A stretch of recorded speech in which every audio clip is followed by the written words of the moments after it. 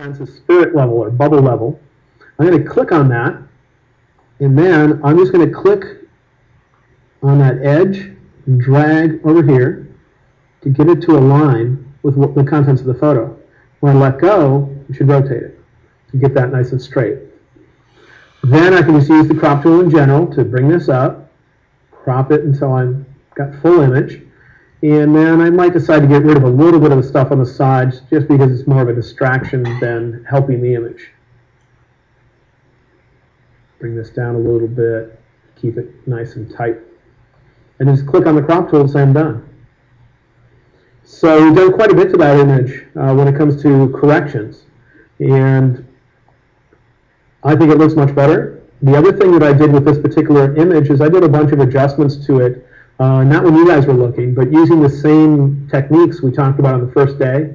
So I'm going to hit the reset button and just see what the image looked like originally, just so you get a comparison and get a sense for how much Lightroom is capable of. So there's the original. Does it really even look anything like the end result? Yeah. So a lot of people will say, oh, all I used was Lightroom. It's like I didn't make a big change to my picture they're trying to claim. You can make huge changes in Lightroom. You just need to know about enough features to get what you need done. Now in here, we've worked with the manual tab, which allows us to have that vertical correction. There's also a horizontal correction, which I, in some ways, could have used to try to fix the angle of this. But it would be if you shot something, if you think about the vertical one, it's if you tilted your camera vertically to include the top of the building and you got distortion. Well, imagine instead that you had a building and instead of lining straight up with the front of the building, you tilted horizontally. So instead of shooting straight on, you shot at an angle.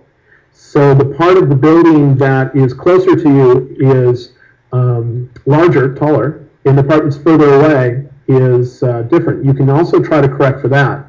And I haven't tried this ahead of time or anything to know if it will work great with this image or not, but I have a couple images here I could possibly try it on. And that would be if I go to my lens corrections and try horizontal. I don't think I'll be able to completely correct for it though, but it tries. Anyway, I don't use that very often to try to fix things, but it's useful to know about just in case you're a littlest bit off. Other things we might need to correct for relating to lens corrections would be if you zoom up really close on an image, sometimes you're going to find weird colored halos around the edges of things. And in this particular case, when I zoom up, can you see a kind of a green residue right here? Looks almost like the building's dirty. And then over here, there's one that's kind of magenta or pinkish. Same thing right over here. That's what's known as a chromatic aberration. And as far as I understand it, but I'm no expert on the topic, that's caused by white light going through the lens of your camera, and the elements, the glass elements that make up your lens are not straight, they're curved and bent, and it's not dissimilar to sending white light through a prism. If you've ever seen white light go through a prism, it comes out like a rainbow of colors on the other side, and this is just doing the same thing to a lesser extent. So it doesn't separate it out completely, it just starts to a little bit.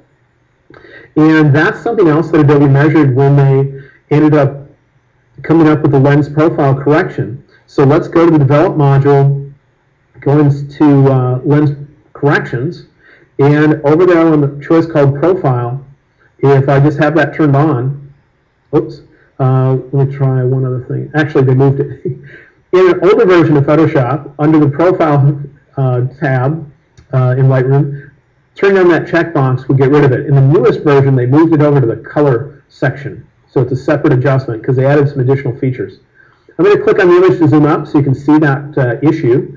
And I'm just going to turn on a checkbox under this choice called Color called Remove Chromatic Aberration. And watch what happens to those green and magenta halos. All right, see how it corrected for it?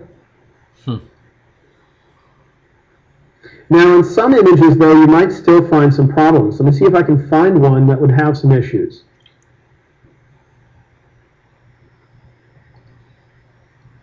Here's a shot from Burma, And this is that same area I mentioned yesterday where there's something like 2,200